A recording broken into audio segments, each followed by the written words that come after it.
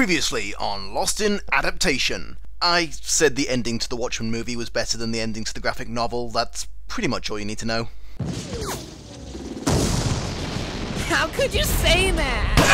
Burn him!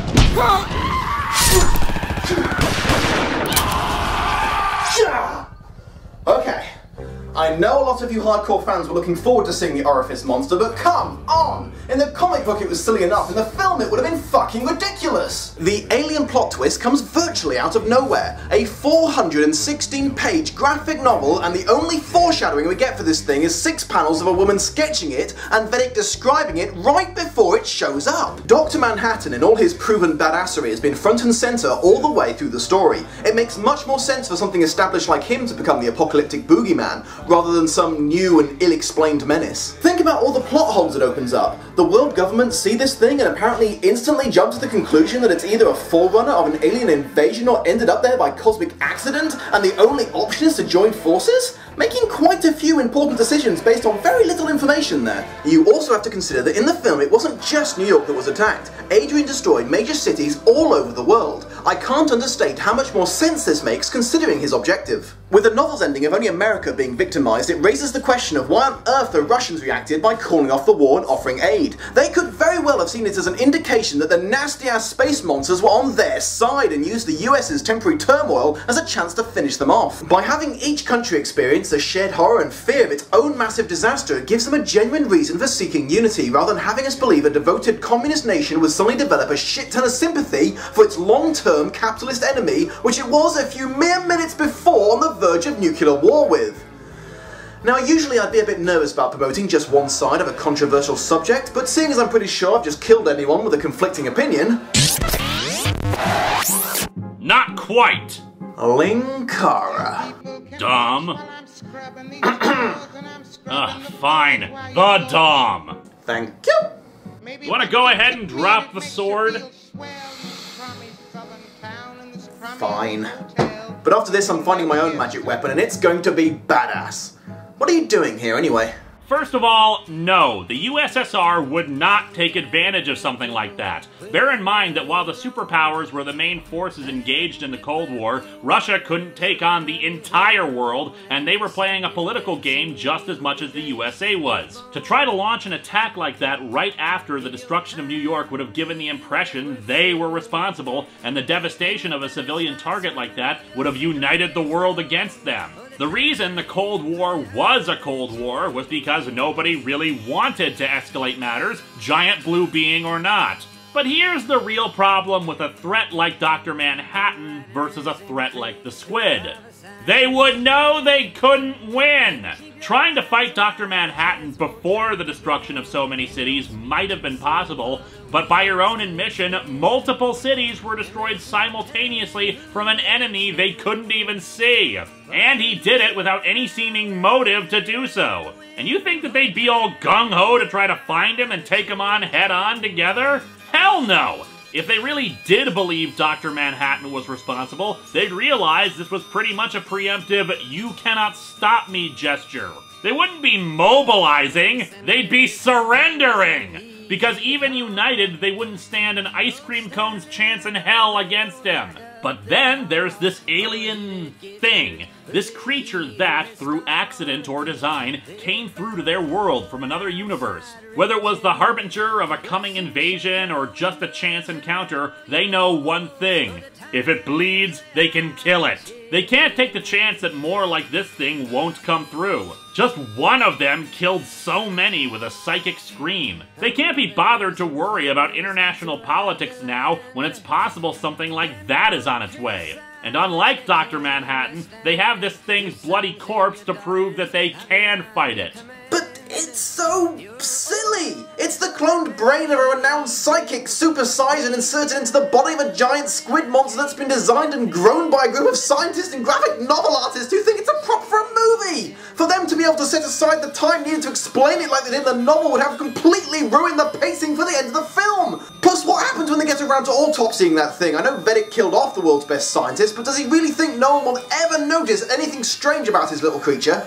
Yeah, it's silly. You know what else is silly? A giant naked blue man who can teleport to Mars and back, A guy with an inkblot face who writes down journals talking about how awesome he is versus everyone else, and a guy who dresses up like an owl to fight crime. It's a superhero story! It's supposed to be silly! And even then, the entire point of it is that the clues were all there, hidden in the backgrounds of shots and scenes for people to put together. We're in the same position as the characters, not seeing the forest for the trees. Hints were placed all over the book.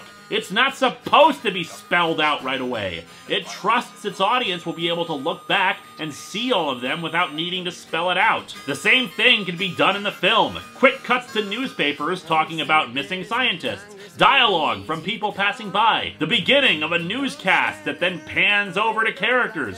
Again, trust the audience to put it together just as Ozymandias is explaining the plan. It was for a movie, I told them. I want something truly alien. And then my scientists made their movie into reality. Boom! Done! And I'm not a screenwriter. And sure, people will question it. No one ever said the plan was flawless. Neither plan works in the long term, since both rely upon a non-existent threat that will never come. Eventually, the political situation will break down again, and they'll be right back where they started. Ozymandias' plan was a band-aid, not a cast. Well, I guess there is that. Honestly, I'm beginning to realize that even saying they changed the ending is a bit misleading. All they changed was how Dominic did what he did, not why, not when, and not what he achieved. Isn't that what's more important? Maybe this doesn't have to be a who shot first situation, incidentally, it was totally ham. I should probably apologise to everyone who just died because I didn't figure this out a few minutes sooner. That was my bad.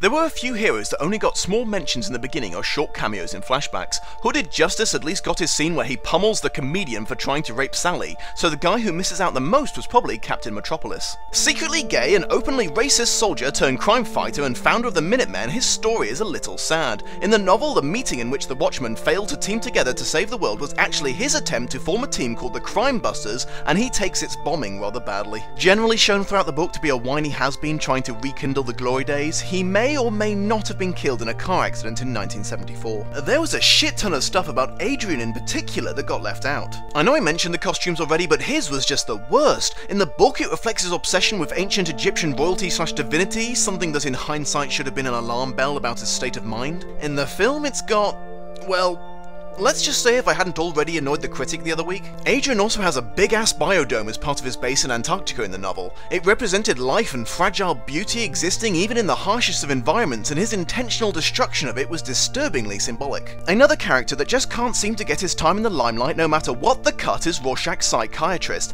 This guy gets his own chapter in the novel showing how he genuinely tries to help Rorschach, but ends up getting drawn into his world instead, and how that ultimately destroys his marriage. That scene where he, the newspaper salesman, and the comic book kid all end up next to each other when New York is destroyed is meant to be a coincidental convergence of all the book's minor non-Watchmen characters, including them, the psychiatrist's wife, the two detectives that arrested Rorschach, a lesbian truck driver and her ex-girlfriend, and a few other background cast members. Squeezed in amongst the chapters of the novel are also some world-expanding written pieces like extracts from Under the Hood, articles from the New Frontiersman, transcripts from interviews with old Minutemen, scientific papers about Dr. Manhattan, and internal memos from Vedek Corp that suggest that they jokingly made fan trailer for a kid-friendly Watchmen cartoon might have been on the verge of being an actual thing in the Watchmen universe. The Gnomes' final thoughts. So, was it as good as the graphic novel? Probably not. Was it bad? I don't think so. Can we all at least agree that with the bar currently set so low for loyalty in graphic novel adaptations, and with the book's creator already openly predisposed against the film, that Zack Snyder didn't have to try so hard to stick to the novel story, and it's pretty awesome that he did so. Okay, sure, it is regret-worthy that Morn Gibbons' inspired way of slipping subtle symbolism into every panel was played down in exchange for action and sex, but he did try to maintain the final battle between the conflicting ideologies of optimism versus nihilism without giving a very clear answer of who was the ultimate victor. Perhaps another reason for leniency is remembering that Watchmen is often hailed as being one of the greatest graphic novels of our time. That's one hell of a hard act to follow. Ah, fuck it, you have every right to like what you like and hate what you hate. Personally, I'd like to shake Snyder's hand. If you'd rather kick him in the nuts, that's fine with me. Just, let me do my thing first, okay?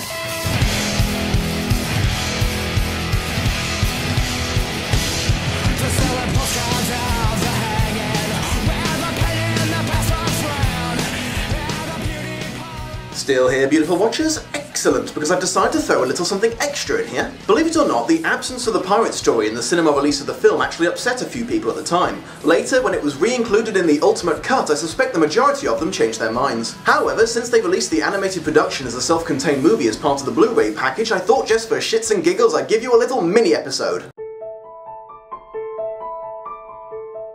The comic that you catch glimpses of in Watchmen is supposedly just issue 23 of 31 comics from the Tales of the Black Freighter line called Marooned. The other never-seen issues presumably chronicle the way this asshole pirate ship fucked over other people's lives as well. The in-universe author of the comic is actually one of the people recruited by Vedic to help design the outer look of the horrific space monster, which is a clever tie-in to the main plot and presumably Moore's way of admitting that there are few people in this world with minds more deranged than graphic novel writers. Much like Watchmen itself, this story is strictly adhered to. A tough but unlucky sailor's ship is attacked and sank by a large freighter of black sails, which I feel I have to point out is a little strange because freighters are traditionally big, slow-moving, ugly, unarmed cargo vessels, but oh well. He gets stranded on a small island at first, but then, convinced that the freighter is en route to his home in a seaside community called Davidstown, determines to beat it there and save his family by crafting a raft out of the bodies of his dead crewmates. Not long into the journey, his gross boat is set upon by sharks. A particularly large and nasty one gets tangled up in the ropes, and stabbing it in the brain through its eye with a spear is the only solution he can come up with on short notice. He's overtaken by the freighter and loses all hope of saving his family in Davidstown. He and his new shark friend drift aimlessly for a bit, then hit land not far from his destination. Upon seeing a random citizen and his girlfriend offer some seaside dogging, he assumes they must be in league with the pirates who have already taken over the joint. Almost certainly still delirious from dehydration and shock, he murders both of them and sneaks into town. Along the way, it's made very clear to the watcher that nothing is actually wrong in Davidstown, he's clearly just bonkers now. At last reaching home, he tragically mistakes his wife for a pirate and beats her, possibly fatally. Finally realizing his error, he flees town in a state of shame and panic. Just as he's wondering why the black freighter hadn't fucked shit up after all, he notices that it's waiting for him just offshore and realizes this whole thing has actually been a recruitment drive on their part to get him to willingly embrace his inner murderer and join their crew. So yeah, both a dark, disturbing and ambiguous an ending. Good show. The few major differences are, poor old Ridley gets a bit more screen time than he strictly should have. In the cartoon, the captain witnesses his death, takes his body with him and saves his head from the sharks, turning him into a somewhat macabre reimagining of Wilson from Castaway. Ridley even starts talking to him after the effects of drinking nothing but seawater for days starts to take effect. In the comic, his name is mentioned as being one of the more recognizable bodies, and that's about it. The animated version made the unlucky sailor the ship's captain, adding guilt at failing at his responsibilities to his list of woes, but there's no real indication of what role he played on the ship in the comic. My personal theory is that he was the third most sought after male prostitute on board. Finally, and most interestingly, you never actually see the evil pirates at the end of the comic. It's left to your imagination what they look like, if they're supernatural or not, and if they even exist at all outside of Captain Wacko's mind and aren't just a mental manifestation he created to help him get past the possibly accidental loss of his ship and crew. As far as the story and the imagery goes, there wasn't really anything, so the only real absentee I can think of is the relationship this metafiction pirate comic has with the rest of the Watchmen graphic novel. The short version is the original tried a lot harder to integrate the two stories. The film had some creative transitions, but the graphic novel actually went back and forth between them constantly, with speech bubbles from the Watchmen world interrupting the pirate comic, and the narration from the maroon sailor overlaying panels from the main storyline, allowing it to serve a double meaning. The Dom's mini final thoughts. I enjoyed the Tales of the Black Freighter a lot more when I watched it as a standalone piece rather than having it constantly interrupting Watchmen, so yeah, if you have the Blu-ray or you know someone who has it, by all means give it a go. The end.